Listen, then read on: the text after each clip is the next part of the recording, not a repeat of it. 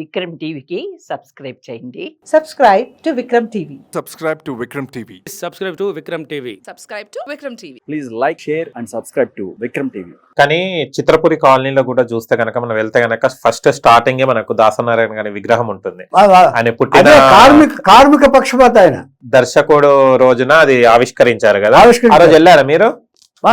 వెళ్ళలేదు. ఓకే, వెళ్ళారా? ఇప్పుడు ఈ టైంలో ఎప్పుడైనా వెళ్ళి చూసారా? నాకేం తెలీదు.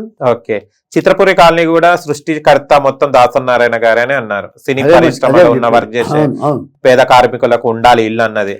ఎప్పుడు పేద కార్మికులు ఉంటే ఆయన ముందుంటాడండి. ఓకే, ఆయన సొంత డబ్బులు కూడా ఇచ్చి కాలనీలు కట్టించిన సందర్భాలు ఉన్నాయి. ఓకే, ఆయన దీనికోసం ఎవరెవరు ఇవ్వాలని ఒక ఇంటర్వ్యూలో చెప్పాడు. ఆయన మీకు తెలుసుకోవాల్సిన విషయం ఏంటంటే, జర్నలిస్టులు అడిగారు ఆయన ధర్మపీఠం అనే ఇంటర్వ్యూ, సతీష్ అని జర్నలిస్టు. అవును సార్, మీరు అంటే చాలా రూమర్స్ ఉండే ఆయన మీరు ఎవరితో రాయిస్తారని, రాయిస్తారని. కానీ ఆయన సెట్ లోనే రాశాడు డైలాగులు. బొబ్బుల్పుల్ సినిమా డైలాగులు అని సెట్ లోనే రాశాడు ఆయన, రామారావు గారు అక్కడ కూర్చున్నాగా. ఓకే, కానీ కొన్ని ఉన్నాయి పాటలు కూడా, లిరిక్స్ కూడా. వేటూరి స్టేట్మెంట్ ఇచ్చాడు. వేటూరి, బాబోయ్ నేను రాలేదు, ఎందుకు మీరు నేను రాశానని అంటారు, మీరు అది గురువు గారే రాసుకున్నారు, నేను రాయలేకపోతే అని స్టేజ్ మీద చెప్పాడు ఆయన. ఇంకో విషయం సార్, ఈయన దర్శకుడు అయి ఉండి కూడా మన రాజకీయంలో కూడా రాణించారు కదా. రాజకీయంలో రావాలని ఎందుకు అనిపించింది సార్? అంటే మీరు ఎప్పుడైనా అడగడం జరిగిందా? ఎందుకు అడగడం ఎందుకు అనిపించదు? ఆవిడ కాంగ్రెస్ పార్టీ, పద్మ గారు.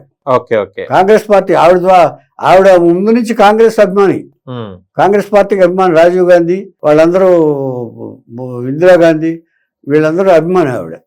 అంచేత ఆవిడ ద్వారా గురువు గారిని వాళ్ళు తీసుకున్నారు, పిలిచి రాజీవ్ గాంధీ ఇన్వైట్ చేశాడు. దాసనారాయణ గారి వైఫ్ పద్మ గారు చనిపోయిన తర్వాత చాలా వీక్ అయిపోయారు దాసనారాయణ గారు, ఏదో బలం కోల్పోయినట్టు. చాలా న్యాచురల్ అది ఎవరైనా అవుతారు, మీరైనా అవుతారు. మిమ్మల్ని చూడండి ఒకసారి ఎప్పుడైనా. నేను అనేది అదే చాలా బాధపడ్డారు, చాలా కుమిలిపోయారు.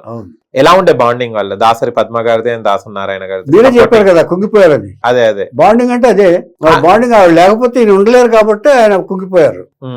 ఇంకేదంటే అర్ధభాగం అంటానికి సహచరి భార్య, భర్తలో సగభాగం అంటానికి కరెక్ట్ ఉదాహరణ వాళ్ళిద్దరు.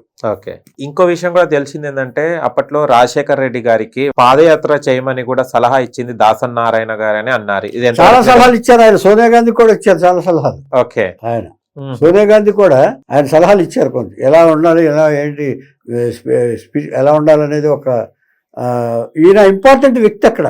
ఓకే, కానీ లాస్ట్ లో ఎందుకు సార్, ఎప్పటి నుంచి ఆయనకి పొట్ట ఉంది కదా, అంటే కామన్ గా అప్పటి నుంచి స్టార్టింగ్ నుంచి ఆయనకి పొట్ట ఉంది, మేము చూసినప్పటి నుంచి అయితే పొట్టనే ఉంది కదా, ఎందుకు లాస్ట్ అంటే ఏజ్ పెరుగుతున్న కొద్ది పొట్ట తగ్గాలనే ఉద్దేశంతో లైఫ్ సెక్షన్ చేపించుకోవడం జరిగిందని విన్నాను. ఎందుకు? ఇంకా పని చేయాలని అదే చెప్పేది మీకు. ఇంకా పని చేయాలి, ఆయన యాక్టివ్ గా ఉండాలి, ఇంకా నేను సినిమాలు చేయాలి అనే దీంతో. అంటే కొంచెం ఎంతైనా కొంచెం పర్సనాలిటీ ఇదయ్యేటప్పుడు కొంచెం నడుస్తుంటే ఇది వస్తుంది, ఆయాసం వస్తుంది కదా. పొట్ట ఎక్కువ ఉందనుకోండి, ఇది ఇక్కడ కొంచెం పెరిగింది, పెరిగేటప్పుడు కొంచెం ఆయాసం వస్తుంది. అది తగ్గిస్తే కొంచెం యాక్టివ్ గా పనిచేయచ్చు కదా. ఆయన ఎప్పుడు కూడా డల్ గా ఉండడానికి ఇష్టపడ్డారు ఆయన, అందుకని he wanted to be active, so that ఆయన దానికి వెళ్ళిపోయాడు. ఆయన సక్సెస్ కాలేదా సార్? ఎలాంటి ఇబ్బందులు పడ్డారు? అంటే చాలా ఇబ్బంది పడ్డారు. అంటే ఇబ్బంది పట్టడం అంటే ఇక మల్టిపుల్ డ్యామేజెస్ అయ్యి, కిడ్నీ, షుగరు, హార్ట్ చేసినప్పుడు హార్ట్ ఇదైపోయింది. దానివల్ల లేకుంటే ఇంకా ఉండేవాళ్ళు ఒకవేళ లైఫ్ సెక్షన్ అసలు చేయించుకోకుండా ఉంటే 10 సంవత్సరాలు ఉండేవాడు. అదే అంటే డెస్టినేషన్ తప్పదు, మనం చెప్పలేము.